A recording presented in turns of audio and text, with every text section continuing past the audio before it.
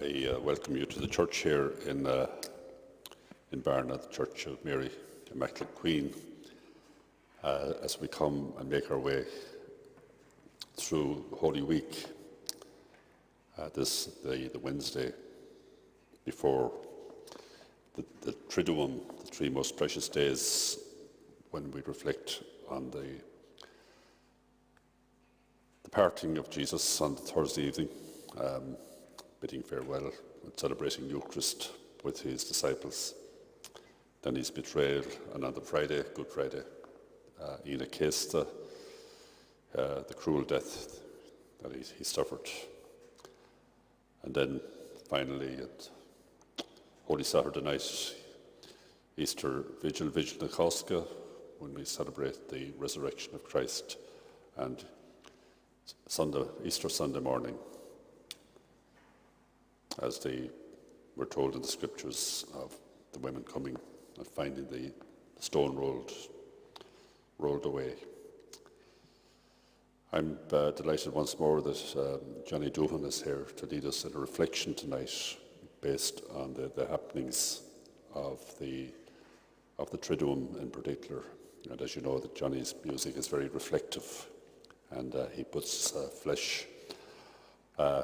human flesh on a lot of the themes that we encounter during these 3 days. So welcome those of you who are here this evening, and especially those of you all over the world who might be watching in via the internet. So I welcome you, Johnny, and invite you to lead us. Thank you, Father. Thanks for inviting me down. And hopefully there's a good crowd watching online. As I often say when I arrive at shows, the glass is less than half full, but that's what keeps me sober. So tonight's theme is signpost to Easter, or to the resurrection. So we'll start like this.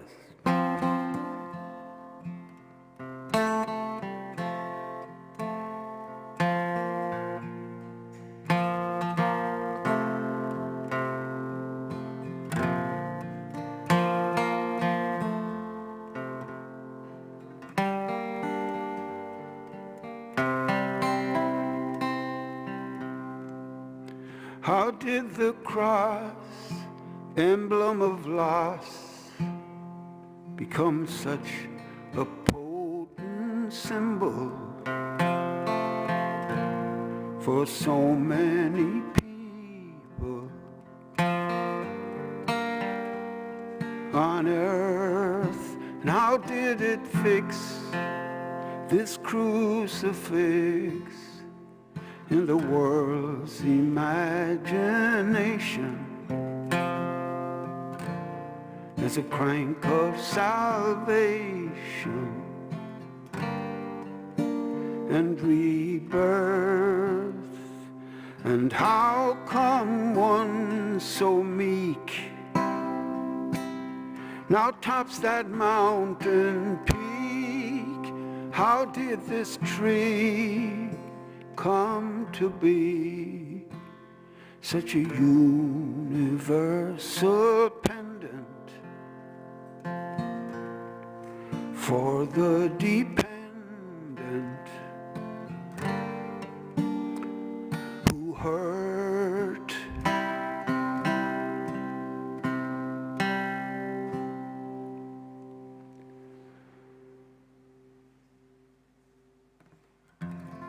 So that's our signpost. To put real life in it, I've gone to, for the first two songs I'm going to sing, I've gone close to home to show examples of what the cross can be for people. For instance, the first song, The Kiss it's called, was inspired by my father, who, when he was my age, was being treated for on dialysis. He was for kidney failure, and he was very stubborn. He didn't want to get a replacement. He wouldn't even go to see a doctor. In them days, it was hard to get men to go to doctors for such things before he was diagnosed. And then he had some very hard years to put up with. And I was visiting him once, him and my mother, and I was sleeping in a downstairs bedroom, and an ambulance used to come and pick him up because he didn't drive he didn't drive at that stage. I heard the ambulance coming, so I got up to wish him well. I'd heard him already out in the kitchen with my mother. And as I approached the door, it was slightly ajar, and I could see himself and my mother blessing themselves. They had in the old days, they used to have the holy water fonts in the hall, and then they were engaged in a fairly intense kiss. And it immediately brought me back to when I was a kid, when he used to be a sailor. He was a merchant seaman, and he used to go back to sea, and he'd be gone for a week or so off to somewhere in England and back again. That was his main journey, I think, to Liverpool. And I used to see them similarly engaged before he'd head back to sea with his knapsack on his back. So I put the two things together, and I came up with this song originally called The Second Time Around, but I'll tell a little story after of how it became The Kiss.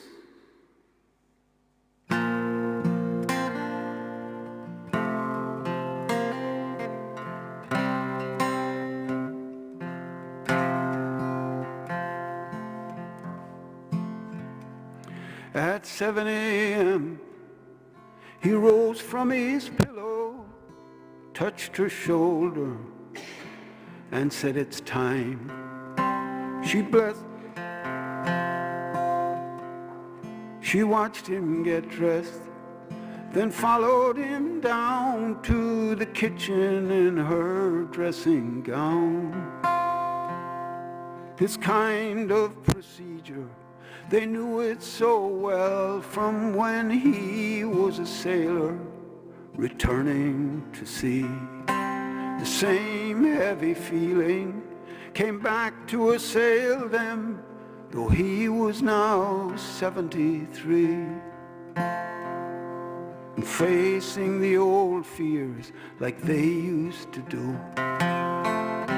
Back in the hard years they'd come through, with all the strength and courage they'd found.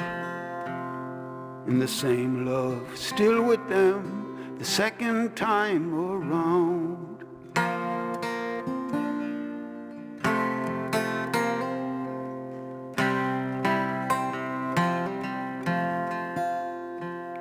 After just a sip of tea, he rose from the table, put on his old topcoat, and faced the floor.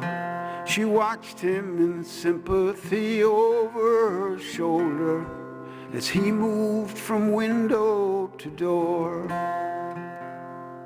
facing the old fears like they used to do. Back in the hard years they'd come through, with all the strength and courage they had found. And the same love still with them the second time around.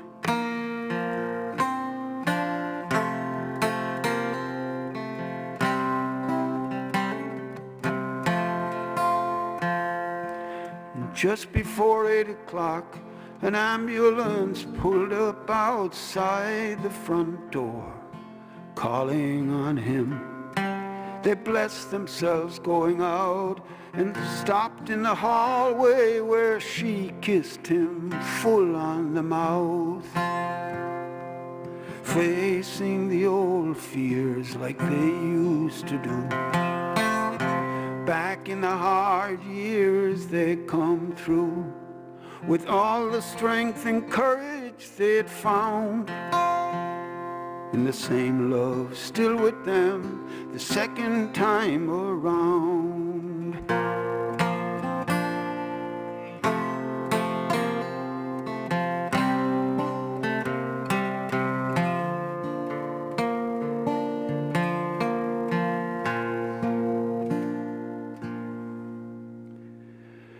And I sang that song one night in a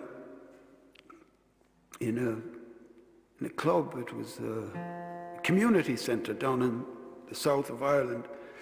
And after I came off, after the performance, a man approached me and he was in tears. And I said, "Was it that bad?" And he said, "No," he said, "that song, The Kiss, the one about your mother and father," he said, "it really affected me." He said, when I was growing up, my parents weren't very affectionate towards one another. In fact, they were downright cold all the time. And I'd forgotten completely until you sang that song, the one and only time I saw my father kissing my mother. And it was at the bottom of the stairs before my brothers and sisters and I went to bed one night. And he said, "The song brought back the memory for me. So I just want to thank you for it." And I said, "Well, thank you," I said, "because that's why I write such songs." And I told him a story about when I wrote the song. A friend of mine, actually Peter Harkin, a photographer, I played it to him first because he lived quite close to me, and he came around one evening just after I wrote it. And he said, "Geez, that's a terrific story," he said. "But can you put things like that into songs?" And I said, "Well, you can put anything you like into a song as long as it works." And the next one is about my mother. I wrote for my mother. And in some ways she was a kind of a cross to my father because she suffered from bipolar syndrome, kind of mental illness that came at her every now and again. And my father didn't realize it when he married her, but when their first son died, on the same day that his father died, my mother, who had nursed both of them for 6 months, kind of went under, and she had a breakdown. So this song is about the cross she had to bear all her life. So I should have told you that this wasn't going to be like a normal concert or anything like that. It was going to be on the theme, the signpost of the cross. But I remember when I was a kid, about 8 or 9, I was on my way to Mass with my mother, and a few brothers and sisters. And on the way into the chapel, we ran into an elderly lady who was, I remember looking into her face, and she was being helped into the church. And she was deeply wrinkled, her face, almost scarred. It was so, the wrinkles were so deep. And I remember balking at the sight of it. And when I got inside the church, I said to my mother, "Never grow old, will you?" And she smiled. And I reminded her of the same incident when she was old in a nursing home. And again she laughed. Only this time, she was the wrinkled old lady. And I wrote this song around that time, and I sang it at her funeral.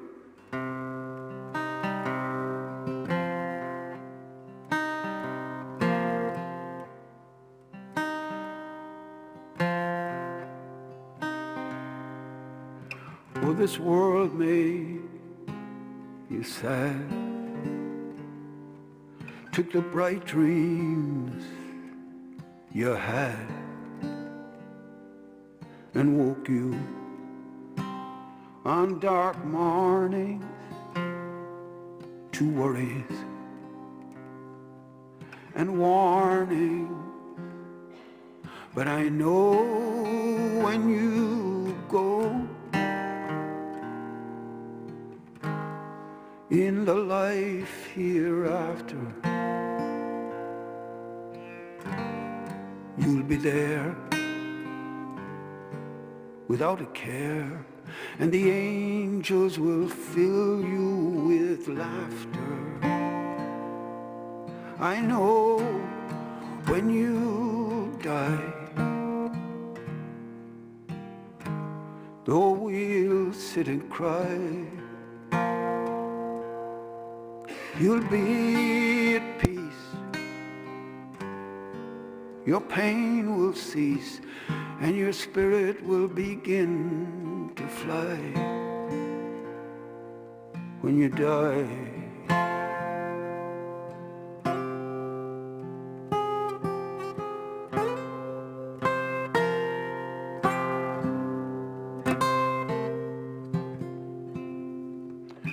Oh, this world make you sweat, fill your heart with regret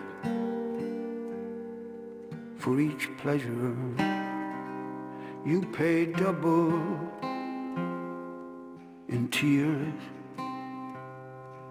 and trouble. But I know when you go in the life hereafter, you'll be there without a care, and the angels will fill you with laughter. I know when you die, though we'll sit and cry,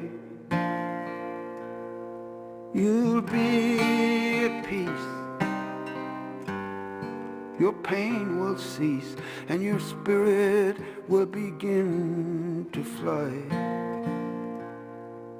when you die.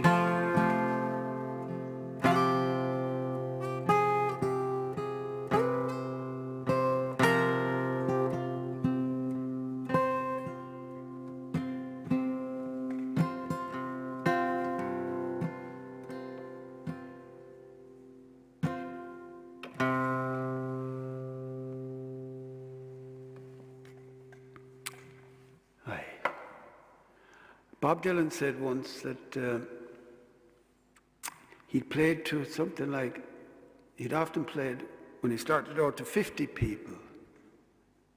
And he played to 50,000 people. And he said, it's much harder to sing to 50 people than 50,000 people. Why?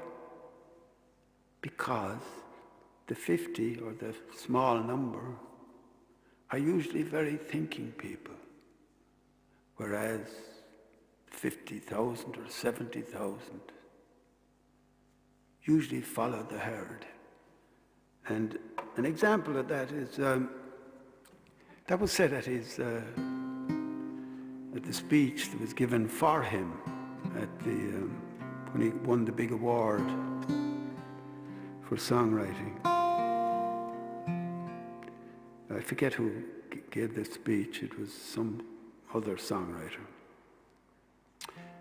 But it's kind of true what he was saying. He just stuck it in the middle. I noticed it, but I don't think anybody else noticed it. I brought it to the attention of somebody else. And then I explained to my daughter one day, I said, she had booked tickets to go and see U2, and I said, what songs of theirs do you like? She said, well, I'm not really quite sure. She said, in fact, I don't know too many of them. She said, I'm going because everyone else is going. The world is a funny place. I'll do a song called Creation. I brought out an album some years back called Creation. And this was one of the final songs that came to me. And I say came to me because all the best songs come to you. You don't write them, kind of. you put in a lot of the donkey work, learning the procedures and learning from other songwriters and learning from poetry and music. But it's there's another element that comes into it. And a strange thing happened when I released this song, as it was the title song on an album of mainly religious songs. It was one of the first that I ever did. I did one other album of songs called Flame, which again were very religious, a lot of them. But this one in particular was kind of ignored by the media because they found it strange that I was going off in the tangent I was going in. And but in the middle of all this, while I was struggling to get it played on the radio, somebody sent me a link to a J.K. Rowling speech that she gave in Harvard University. And in the middle of the speech, she almost recited the chorus of this song I'm about to sing you. It's rock bottom is a solid foundation to build on. Her words weren't quite the same, but it was similar to that. And she went on to explain that when she decided to become a writer, she was at it for a number of years and nothing was going right. And she was really getting worried and anxious. And she was almost at rock bottom because her parents were putting pressure on her to get a real job. And but she stuck it out, and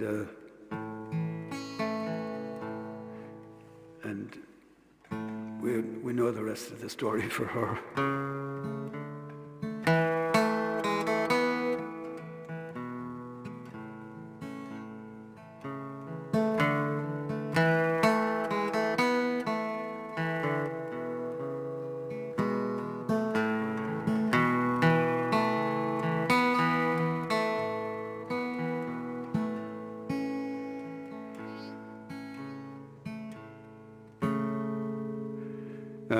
I'm trying to get used to the actual sound of the guitar. When I play in concert halls or in art centres, they usually have a very sophisticated kind of sound system, gets all sorts of special effects, kind of, But I like playing actually when it's fairly basic like this too, because you can hear the words better,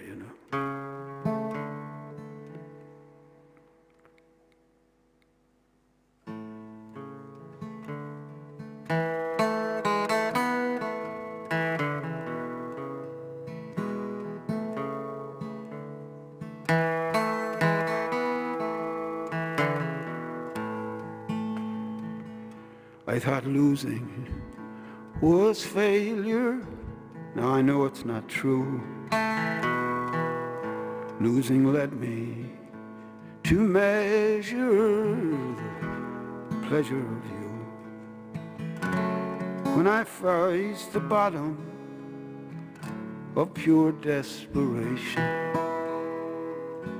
right there at rock bottom, on solid foundation, I found creation. I thought winning was the only way, but I learned I was wrong. When I fell apart and went astray, that's when I grew strong.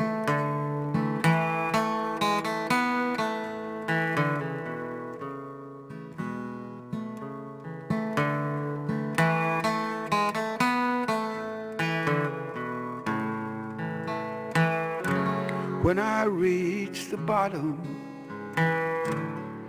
of pure desperation, right there at rock bottom, on solid foundation,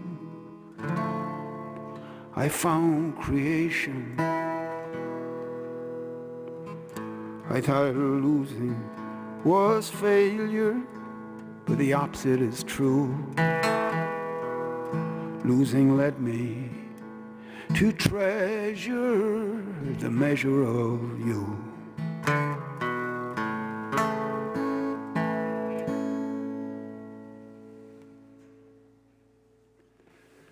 And what am my capo?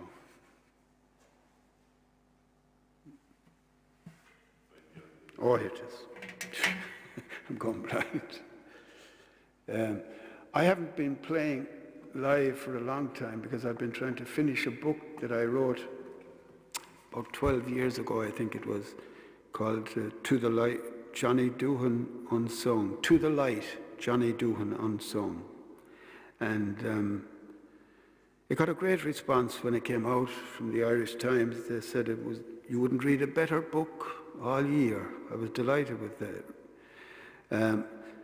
But again, I found it hard to get it reviewed anywhere else because there was the final chapter is based on my religious convictions, and this time round it's even deepened.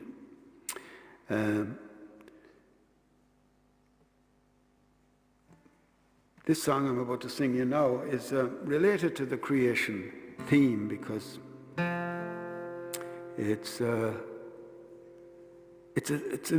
song that is deeply inspired. And when I say inspired, what I mean by inspired is that it's when you're taken over by a kind of force that takes you beyond your own limitations as whatever you're doing creatively, and you suddenly go up a gear or a few gears, and you can't really account for it, you know. And I'm going to sing 3 songs that were all inspired. And each one of them had a kind of a story to tell with it. Because, well, I'll explain it as I'm going along. Because in one way, it became a cross as well. As that last song was, creation. By the way, not all my songs are, you know, about the cross, but this is the theme of the night, so I have to stick with it. And I want to stick with it, to point out things. In other words, you have to suffer for some reason. In fact, I brought along a book, my favorite book, and I'll read a few excerpts from it. It's a book by a fellow called Thomas à Kempis, and it's The Imitation of Christ. I've read it more times than any other book in my small library. I once told my daughter that I probably, because she saw it's all marked, deeply marked. And I was delighted recently. I read Bill Whelan, who was a friend of mine in Limerick, from Limerick, you know, the river dance man.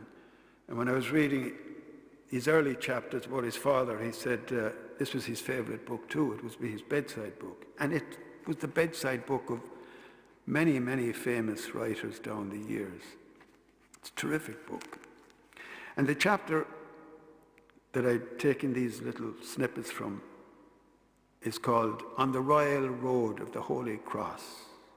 And it says, God desires that you learn to bear trials without comfort, that you may yield yourself wholly to him and grow more humble through tribulation. No man feels so deeply in his heart the passion of Christ as he who has to suffer in like manner. And there's lots of stuff like that. And I remember the first time I read this, I kind of balked and I was going, my God, is it really going to be that difficult? And it is. The strange thing is, it is. But I wrote vital over this last section. Had there been a better way, more profitable to the salvation of mankind than suffering, then Christ would have revealed it in his word and life. But he clearly urges both his own disciples and all who wish to follow him to carry the cross, saying, If you will come after me, let him deny himself and take up his cross and follow me. So, through much tribulation, it's the only way to enter the kingdom. At the back of that I wrote, after reading this book for 20 years or more, I've often wondered why a Kempis was never beatified or made a saint. But in some ways, it makes sense. He didn't need to be honored by man. He was beyond it. And he was. And a strange thing happened a few years back. A friend of mine, an agnostic, gave me a book by a priest from Galway somewhere. You probably all know him. He's written many books for the publisher that was going to publish my second autobiography, The Voyage. And in the middle of the book, he came out and said, he mentioned this book, and he said, The Imitation of Christ by Thomas à Kempis is way out of date. It should be done away with. It shouldn't be used anymore. And immediately I read that, I put down his book, and I never picked it up again. I gave it back to my friend, and I said, I know exactly now where he's coming from and what he doesn't believe in. But I don't know what he does believe in. And I think he was defrocked eventually, if that's what they say. But I noticed he showed up in Germany, and he's very popular with all these bishops who have decided to leave the church. I think he's in with them now. Anyway, I'll go on and I'll sing this song. It's called The Burning Word.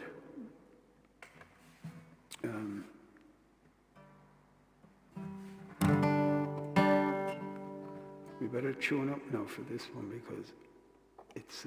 I won't hold you too long here tonight because I realize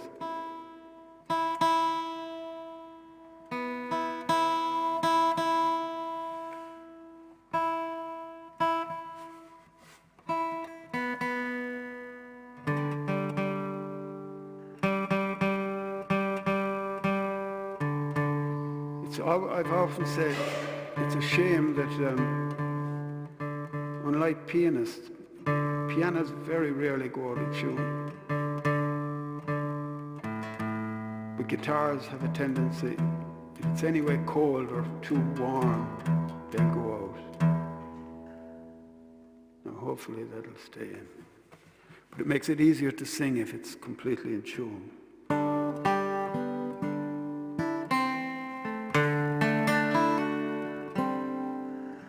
I should have mentioned that this one's about Our Lady, and it's about the cross that she had to bear. But it's beginning to get sweet now.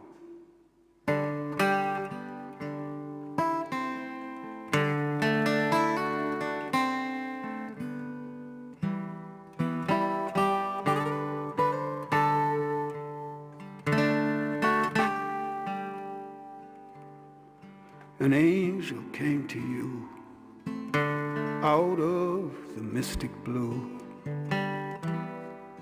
while you were praying to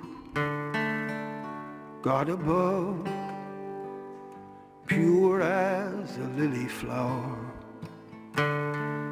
played in its petal tower. You opened to the power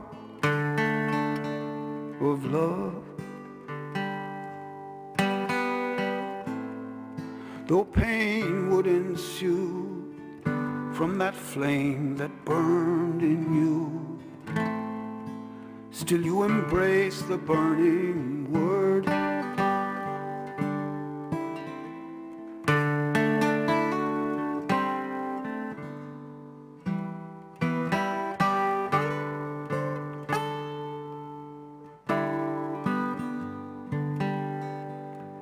The angel flew away after he had his say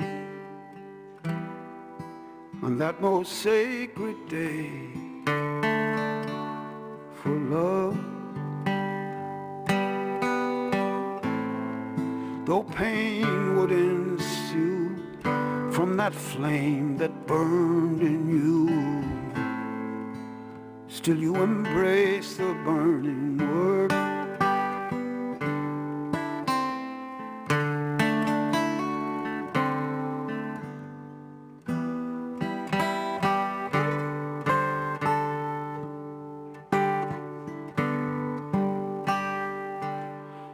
Gabriel came to you out of the mystic blue while you were praying to God above.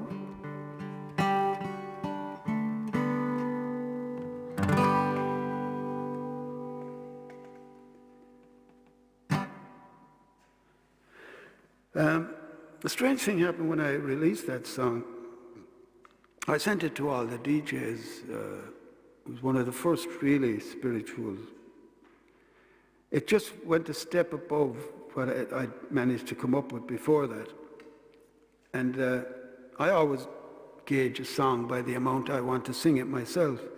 And I was singing this for weeks after I wrote it because the melody was so pure and it came from a very pure kind of place. And the poetry as well, it just really surprised me. So I spent a lot of time trying to get it played, and I sent it out to all the DJs, and as I often do, always do. And Ronan Collins played it on his program in RTE, and immediately, I didn't hear it myself, but I got a text from a lady who was just after getting off a plane from America, and she said she was driving through Limerick city in the middle, and she was so struck by the song she had to pull over to the side to find out who I was. And she managed to get my details, I don't know how, and she contacted me and said how much the song meant to her. So I wrote to Ronan and I thanked him. I said, thanks for playing that song, it got a great response. But that was the last time it was ever played on the radio. And something very disturbing happened after that. I may as well tell these things because it's kind of my cross. But one night, a fella rang me actually, and he said, did you hear what somebody is after saying about you on the radio? And I said, no. He said, and he mentioned the DJ. We won't mention his name. And some man had asked him to play that song, sent in a request, and he said he didn't play it. So the fella got back to him the following week. I didn't know any of this. And he said he still wouldn't play it. So the third week he got back to him and he said, is it because it's a religious song you won't play it? And John lost it. No, I'm after giving away part of his name. And it was coming to the end of his program, so I fully kind of understood in some ways. But he said, on air, he said, Mister, he said, you know, I don't have to play anything that everybody sends requests in to me. He said, and your suggestion that, is it because it's a religious song? Did Johnny Doohan push you up to that? So this fellow rang me and said, did you hear what this man is after saying about you on the radio? So I could listen back and I heard it. So I contacted John. I said, John, that was way out of order. I never met this man. I don't know who he is from Adam. And John apologized. He said, I'm deeply sorry. He said, it's coming towards the end of the program. And he said, I realized the minute it came out of my mouth that I was in the wrong. So I said, that's fine. I said, you know, as long as you realize. And the strange thing is, he never played the song. But anyway, that shows you what you're up against if you decide to go. And a strange thing happened then again. A man contacted me. He's a writer, actually. He used to write for the Irish Times. He used to write articles for them. And he was a novelist. He's dead now, Lord have mercy on him.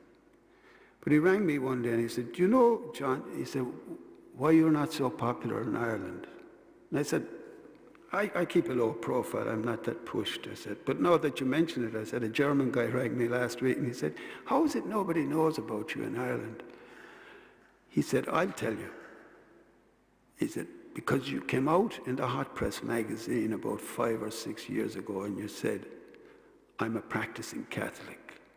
You put a nail in your coffin then. He said, we won't say the word. So in some ways, the creation is my kind of cross in a way. I could tell you lots of other stories about songs that should have got played. I'll play you another one, The Beacon.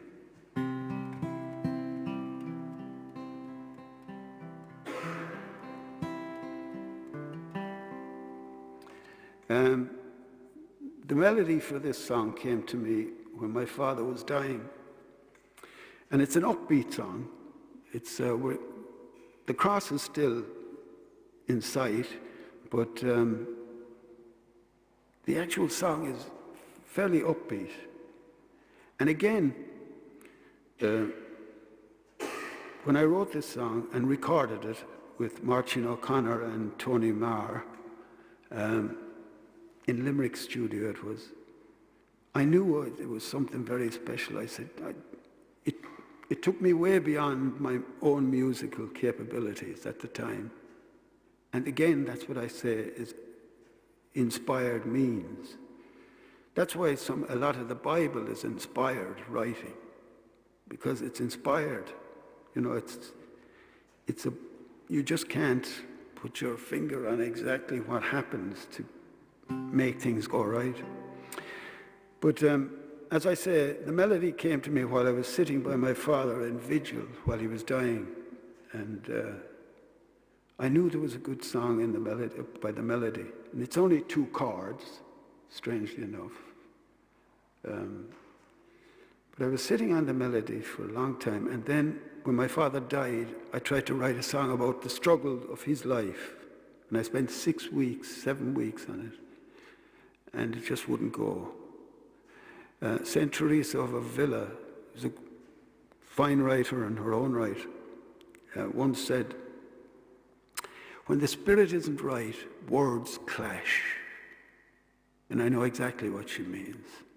I've never come upon a better explanation for what, good writing is about. It's when the words don't clash, when they flow, kind of. And they certainly flowed in this one. And but when I started to go on a different line with it, I knew it was about a hill of some kind, or a mountain climb. And I had been in New York, and I picked up a second-hand book while I was there called The Ascent of the Mountain, Flight of the Dove. And on the night before I wrote this song, I also wrote the second part of the title, Flight of the Dove. A song came to me out of the blue called Margaret, which is about first love and the sensation of flight that it gives you. And then the next day, this one came. And a strange thing happened. Coincidences are very strange. Even the fact that I picked up that book in New York, where it was a big struggle I had over there. But on the night before I wrote it, I was reading that book, The Imitation of Christ, and I ended on the word frailty. It was the last word in the chapter. And I picked up George Herbert, who was a favorite poet of mine, an English poet,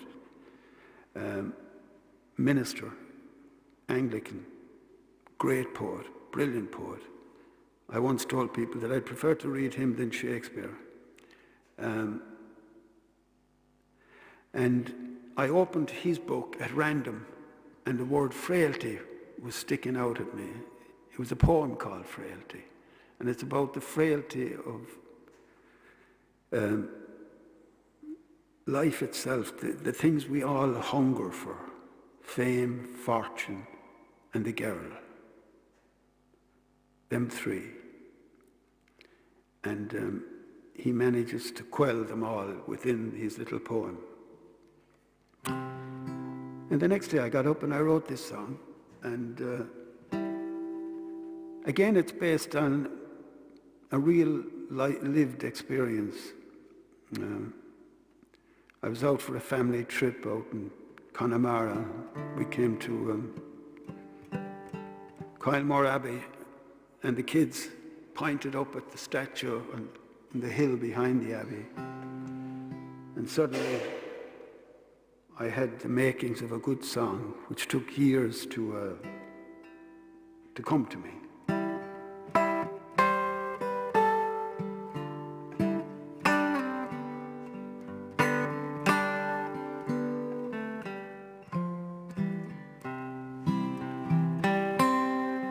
When we saw the white beacon near the top of the hill, the children stopped their fighting and went suddenly still. And before we brought the engine to a stop, they said, please, let's climb that mountain to the top. We parked the car by the old abbey, found a narrow path winding up the hillside. So we followed that. We met people coming down with smiling faces, whose bright eyes revealed they'd been in higher places. Then the children grew more daring and went climbing on ahead. Soon we couldn't see them, so we listened hard instead. And our wild angel started calling through the bracken. Put our minds at rest so our pace didn't slacken. Over stumps, stones, mold and boulders, over rock ledges and shells, we struggled on and upwards and rose above ourselves. And we weren't even wearing heavy boots. Through our souls we could feel real living roots. And we thought of the first pilgrims who forged that narrow track up that rugged hill face with the beacon on their backs. And as we strained over the last ridge to the summit, we wondered how they ever could have done it, till standing there before us, high above the rocky moss, we found a silent answer in the figure on the cross. And our breathless children looking on were saying, it's so clear up here, which sounded just like praying.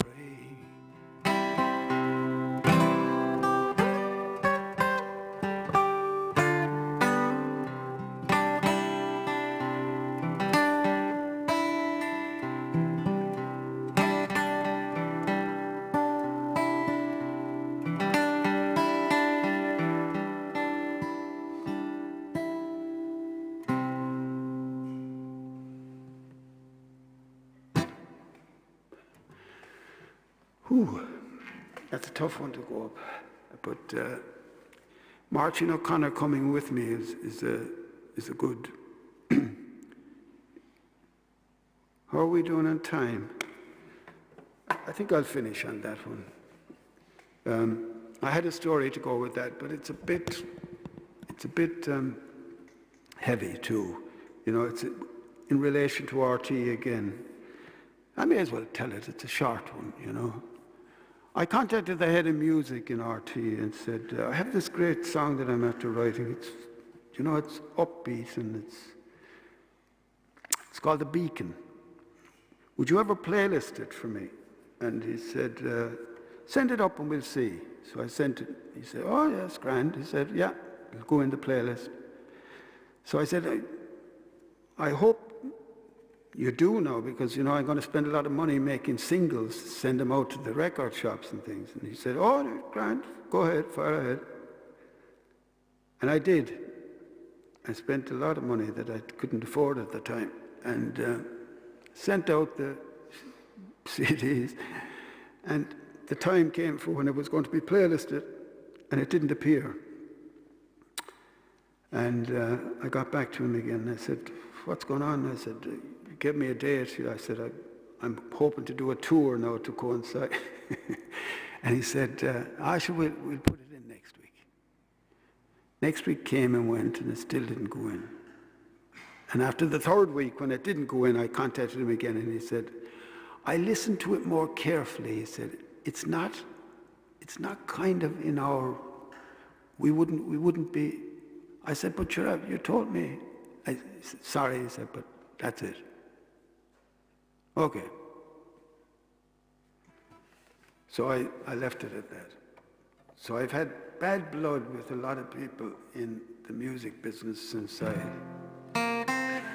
so that's kind of been my cross.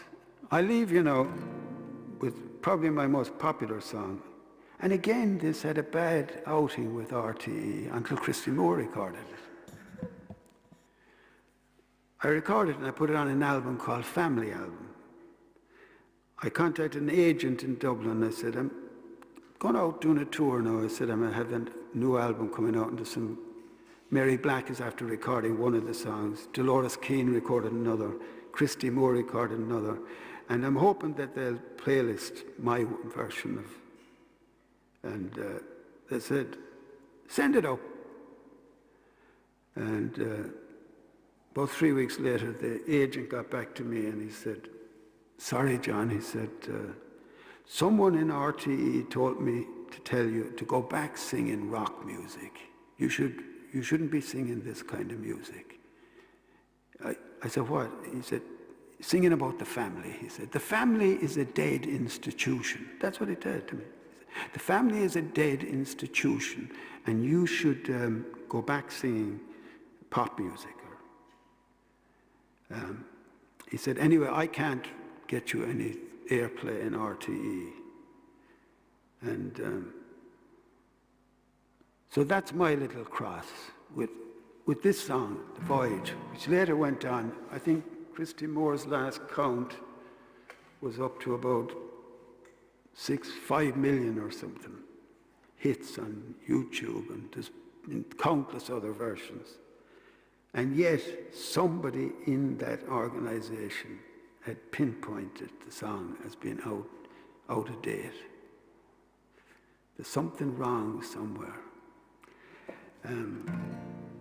But we'll go out on this, because it's saved my bacon anyway, this song.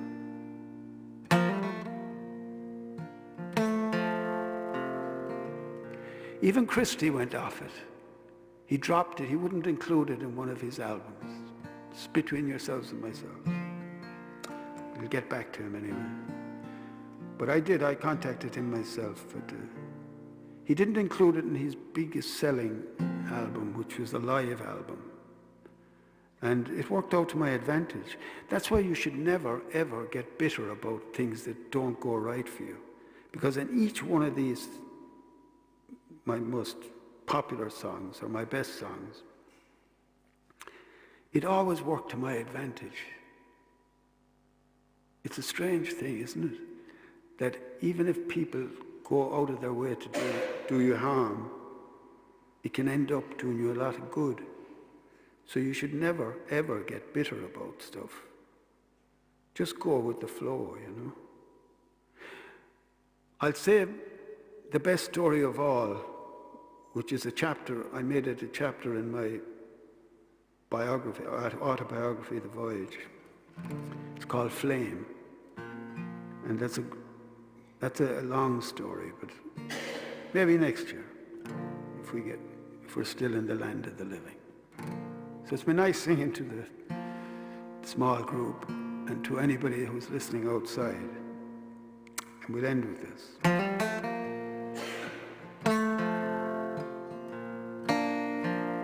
for Tommy Carter, who's a native from around here. I am a sailor, and you're my first mate. We signed on together, couple our fate. Hauled up our anchor, determined not to fail. For the heart's treasures, together we set sail. With no maps to guide us, we steered our own course. Weathered the storms when the winds were gale force. Sat out the doldrums with patience and hope. Working together, we learned how to cope. Life is an ocean, love is a boat. In troubled waters, it keeps us afloat.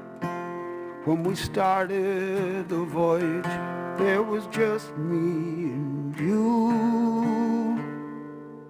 But now, look around us, we have our own crew.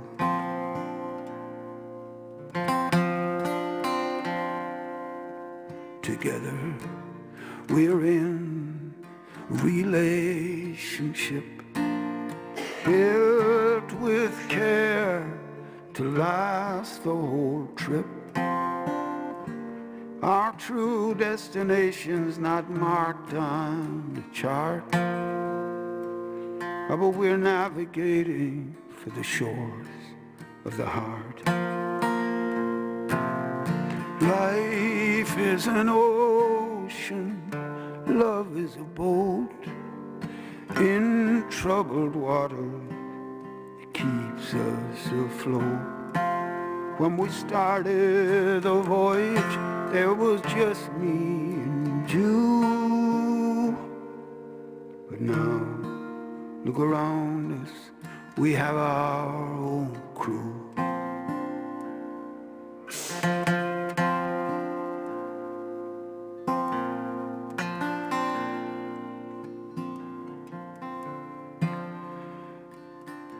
It's only lately that I've realized the treasure we were going after there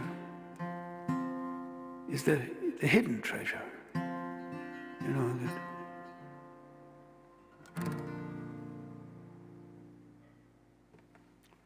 Thank you. Good night.